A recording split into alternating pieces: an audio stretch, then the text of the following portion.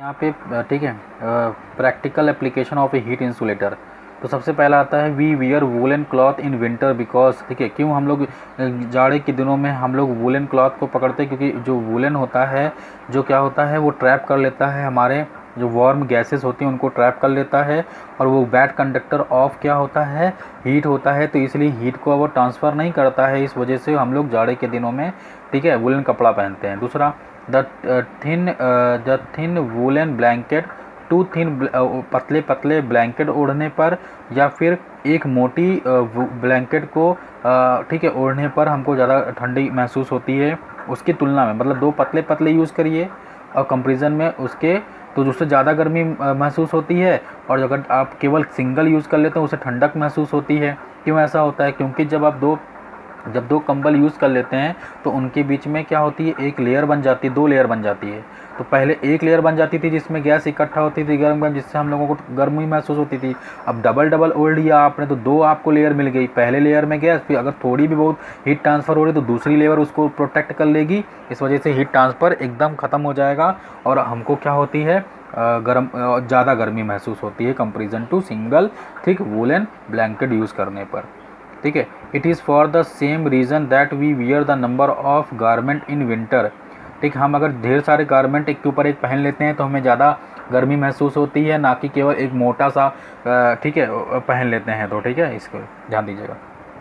P birds puff off their, ठीक है, further in winter because is doing so they trap the large amount of air which in turns x, ठीक है, acts as an insulator and does the allow there, ठीक है, body heat. तो जो आपके bird होते हैं, बर्ड के जो पंख होते हैं वो ऐसे पफ फूल जाती हैं जाड़े के दिनों में। क्यों ऐसा कर लेती हैं? क्योंकि जो ऐसा करने पर वो क्या होते हैं, गुड कंडक्टर ऑफ हीट होते हैं, बैड कंडक्टर ऑफ हीट होते हैं, और हीट का ट्रांसफ़र रोक देते हैं।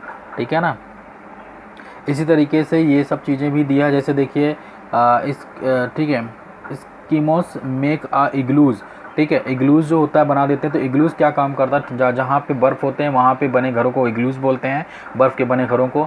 जब बर्फ़ के अंदर घर को बना देते हैं तो उसके अंदर की जो एयर होती है वो गर्म रहती है, बट जो बाहर का एटमॉस्फेयर वो ठंडा होता है।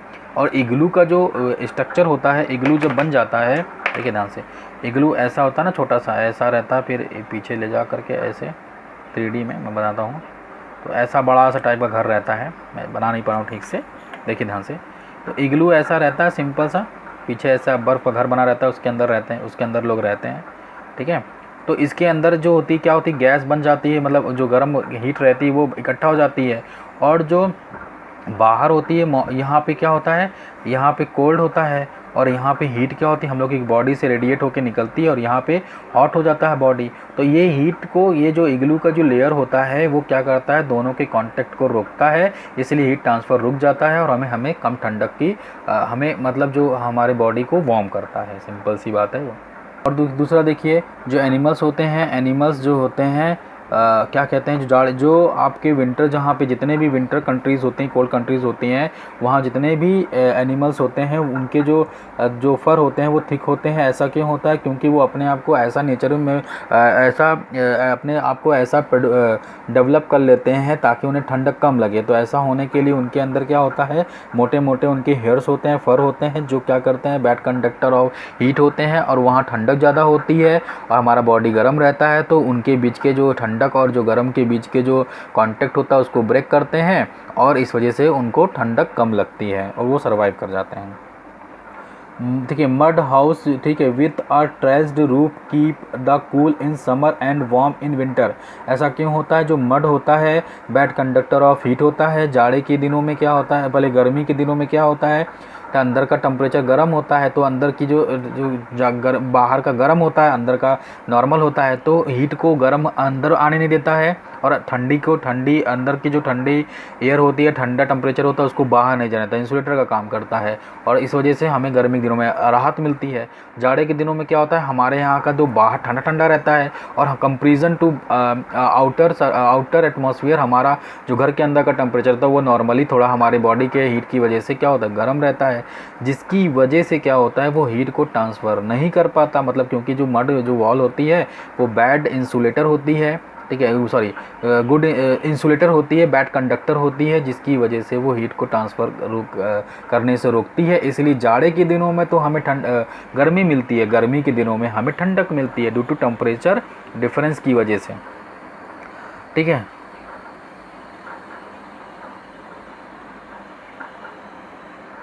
देखिए एक इम्पॉर्टेंट है, ये देखिए application of A application like electric cattle, electric irons, ठीक है, इलेक्ट्रिक ओवंस, ठीक है, सोल्डरिंग रॉड्स, ये सब जो होते हैं, ठीक है, एज प्रोवाइडेड द वुडन और प्लास्टिक हैंडल। क्यों? क्योंकि जो मेटल्स होते हैं वो गुड कंडक्टर ऑफ हीट होते हैं और plastic bad conductor of heat होता है। इस वजह से उनके पीछे पीछे ऐसे ही ब्लैक एक क्या लगा देते हैं, हैंडल लगा देते हैं, ताकि जब वो गर्म होता है तो हीट को क्या करता है, फ्लो करता है, वो गर्म होता है और आप छूते तो आपको जल जाते हैं आप, तो उसके लिए आपको क्या करते हैं, इंसुलेटर लगा देते हैं ताकि आपको प्रोटेक्शन मिल सके और आप जले ना। इस वजह से वो क्या करते हैं, क्योंकि वो बैड कंडक्टर होते हैं।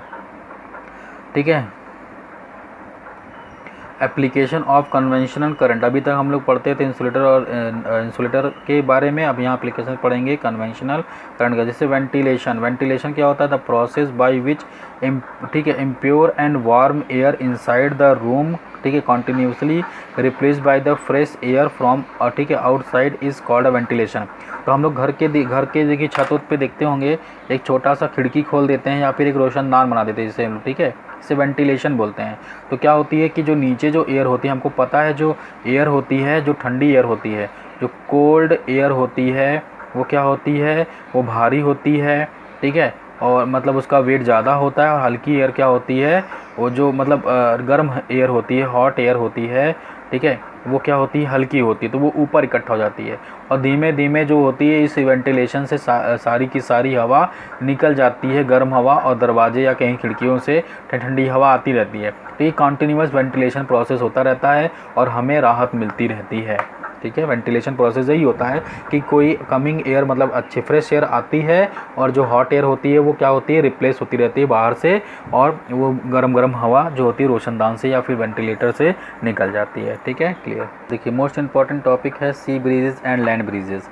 सी ब्रीजेस और लैंड ब्रीजेस क्या होता है, देखो सी ब्रीजेस में क्या होता है, ध्यान से देखिएगा, गर्मी के दिनों में देखिए sea breezes during the day sunshine, जो दिन के समय में सी ब्रीजेस होता है और रात के समय में लैंड ब्रीज होता है। तो सी ब्रीज क्या होता है, देखो जो ये होता है सी और ये होता है लैंड। तो दिन के समय में क्या होता है, वाटर आपका ठंडा होता है और ये क्या होती है, गर्म होती है। और आपको पता है कि जो गर्म हवा होती है वो क्या होती है, इसके ऊपर की जो एयर होती है वो गर्म हो जाएगी सन की वजह से दिन के समय में। तो यहाँ पे गर्म हवा इकट्ठा हो जाएगी जो कि हल्की होकर ऊपर उड़ जाएगी, और ठंडी हवा जो होगी क्या होता है, भारी होती है। तो ड्यू टू प्रेशर डिफरेंस क्या होता है, ये ठंडी हवा क्या होती है, यहाँ पे प्रेशर कम हो गया, यहाँ पे प्रेशर ज़्यादा हो गया। तो प्रेशर डिफरेंस की वजह से जो ये ठंडी हवा तो ठंडी हवा होती है जो कि भारी होती है, वो हायर प्रेशर की मतलब लोअर प्रेशर की ओर फ्लो कर जाती है और ये गर्म हवा वापस इधर आ जाती है, फिर से ठंडा होके ये फिर वापस जाती है। तो इस समय हम लोग जब दिन के समय जाते हैं तो हम लोग लैंड ले में हमको ठंडक महसूस होता है।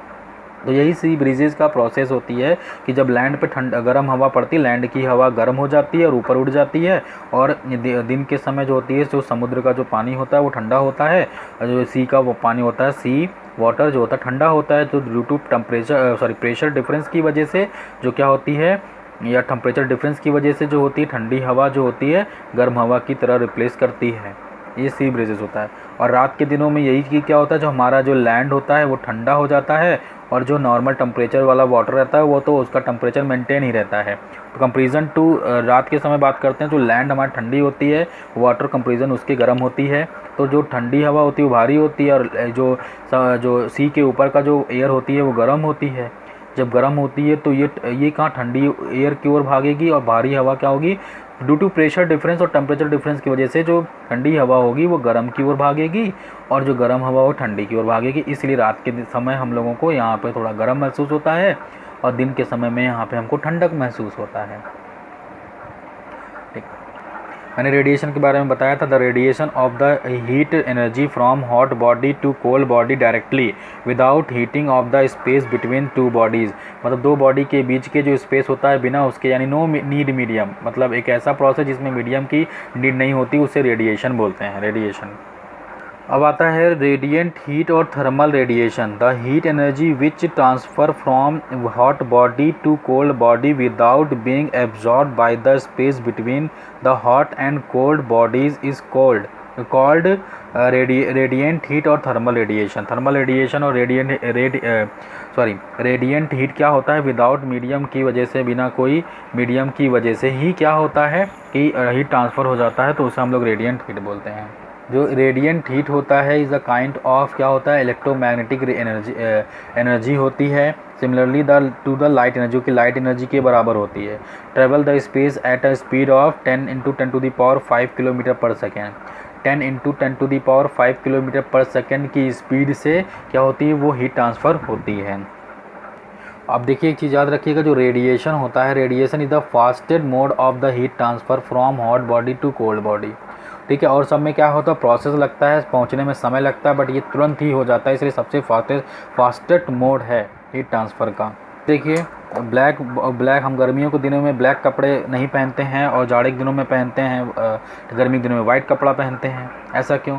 क्योंकि जो ब्लैक जो बॉडी होती है वो आर गुड एब्जॉर्बर होते हैं रेडिएंट हीट के, वेयर इज़ द वाइट और shining bodies are poor absorber.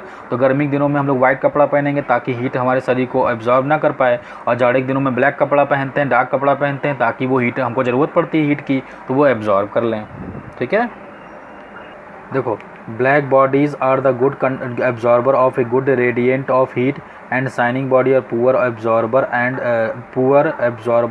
And poor radiant of heat. Radiant heat की क्या होती है, द डार्क बॉडीज़, ठीक है, clear the dark bodies absorb और emit radiant heat energy better than the bodies of lighter colour. Lighter colour की तुलना में डार्क वाले ज़्यादा इमिट करते हैं, रेडिएंट हीट एनर्जी को एब्जॉर्ब भी करते हैं, इमिट भी करते हैं। तो कंफर्टेबल वियर, ठीक है, लाइट कलर, हम गर्मी के दिनों में लाइट कलर के कपड़े हैं, समर के दिनों में, और जाड़े के दिनों में हम लोग ब्लैक पहनते हैं, इसी वजह से। एग्जाम्पल ये है, आप इसको रीड करिएगा, ठीक है, जो ना आए तो उसको पूछिएगा, ठीक है। और आप लोग इस पूरे चैप्टर को पूरे अच्छे तरीके से पढ़ के पीछे के जो ये एक्सरसाइज है और ये क्वेश्चन आंसर है, ये पीछे का ये, ठीक है, मैच द फॉलोइंग है, ठीक है, फिल इन द ब्लैंक्स है, ट्रू फॉल्स है, ये सब करने का क्वेश्चन आंसर भी मैंने भेजा है कुछ हद तक, ठीक है। जो टिक लगाया हूँ वो भी क्वेश्चन में क्या किया हूँ, सेंड किया, लिख करके भेजा हूँ। आप लोग उसको कॉपी में नोट कर लीजिएगा और उसको लर्न कर लीजिएगा, ठीक है। Thank you so much.